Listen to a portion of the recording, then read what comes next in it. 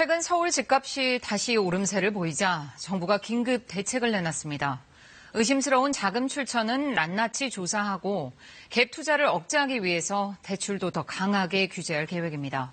또 분양가 상한제는 추진은 하되 일부 예외를 두면서 손을 보기로 했습니다. 정부 발표 내용은 이슬기 기자가 설명해 드립니다. 서울 집값 상승세가 석 달째 이어지고 있습니다. 9.13 대책으로 억눌렸던 투기 수요가 다시 꿈틀대는 겁니다. 정부는 자금 조달 계획서를 파헤쳐 허위 계약과 편법 증여 등을 집중 점검하기로 했습니다.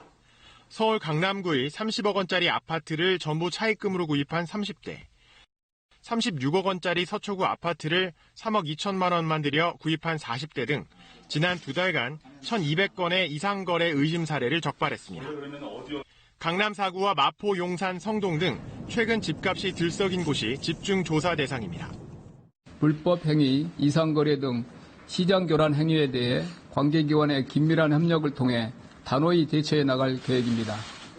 갭 투자를 막기 위한 대출 규제도 더 촘촘해졌습니다. 시가 9억 원 이상 고가주택을 보유했다면 1주택자여도 전세대출 공적 보증을 받을 수 없게 됩니다. 투기지역과 투기과열지구에선 개인 사업자는 물론 법인에 대해서도 LTV 40% 규제를 새로 적용받습니다. 분양가 상한제 추진 의지도 거듭 밝혔습니다. 정부는 집값 상승을 이끈 단지들을 선별해 기존 구단위가 아닌 동단위로 콕 집어 핀셋 적용한다는 계획입니다. 다만 관리 처분 인가를 받은 단지는 6개월 안에 입주자 모집 공고를 신청할 경우 상한제 대상에서 제외하기로 했습니다. 61개 단지 6만 8천 가구가 예외 대상이 될 수 있습니다.